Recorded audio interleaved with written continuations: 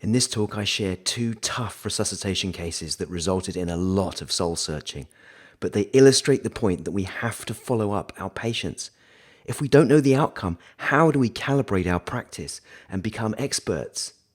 There's also a powerful lesson from both cases that I share at the end, that clinicians just keep on learning the hard way. But how do we know how we're doing? How do we monitor this? It's only through feedback. It's only through the voracious consumption of feedback, the aggressive pursuit of feedback, no matter how painful it is when we follow up our patients, that we have any idea of how we're doing and any hope of gaining expertise. So here's 2 cases where feedback for me was interesting, painful, but I learned stuff. A young lady in her 20s came into the emergency department with breathlessness and a low-grade fever. She was hypotensive too, and a chest x-ray looked just like this: unilateral consolidation, air bronchograms, easy diagnosis of pneumonia, sick patient. Been a really long shift. I'd been there since 8 in the morning. It was approaching midnight. I had several other patients on the go, but I had a good registrar managing this patient. So I guided her on the antibiotics and the fluid loading according to the sepsis protocol that I'd written, and got her lined and sent to the intensivists. Job done. Next day, I got summoned to speak to the medical director about this case. Sat there expecting the pat on the back for working so hard. And I was shocked to hear that she died in the night on the ICU. She had had known aortic stenosis, and I was accused of killing her with the fluids that were given in the emergency department. I was really shocked by this. Of course, there was no discussion of the ICU management, but that's really not the point. I was really sad and shocked and thought, how could I have got it so wrong? I took the x-ray to a consultant radiologist who said, looks like unilateral pneumonia to me. But when I chased up the post-mortem findings, no consolidation, just pulmonary edema. So unilateral pulmonary edema is a thing. I didn't even know that. Not only is it a thing, but it frequently is associated with delayed diagnosis, inappropriate antibiotic administration, and an in-hospital mortality of 39% compared with 8% with bilateral pulmonary edema. So I learned something there, but I was really, really troubled by that case. I should have done better. And I remember it came at a bad time. I was due to travel to Australia from the UK to get married the following week.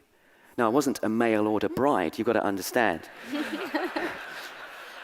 It's just that my wife and I wanted to get married in Sydney. But anyway, this really played on my mind. I was angry with myself, sad for the patient and her family, and thought, I can't ever miss this again. I've got to be able to see the heart when I deal with a shocked patient. So I learned how to do echocardiography. I got an echo machine for the department eventually. I went on to design a course for emergency physicians in basic echocardiography, the first for its kind in the UK. And I did that because I had to change something. My mentor, Mike Clancy, an emergency physician in the UK, taught me that when a case goes wrong, you've got to change something. You've got to change yourself, your colleagues, or the system. Here's another case. An elderly male came in at night having had chest pain followed by unconsciousness. The paramedics gave him a couple of liters of crystalloid, but he remained shocked. I thought his mediastinum looked a bit wide. So I thought I'd try my hand at ultrasound. Had to borrow a machine and could only get a crappy subxiphoid view, but I thought there was fluid around the heart. I thought the most likely diagnosis was type A dissection with tamponade. It was a community hospital, there's no cardiothoracic surgery there, so I called the cardiologist, who, maybe because it was at night, agreed with my diagnosis and thought I had nothing to lose by attempting pericardiocentesis, which I did. I didn't get an immediate result. I thought this guy was going to die, spoke to his wife, agreed to institute comfort measures on our short stay ward. Went home. The next day I asked the staff, what time did that guy die? He didn't die, he woke up with a normal blood pressure and asked for a cup of tea.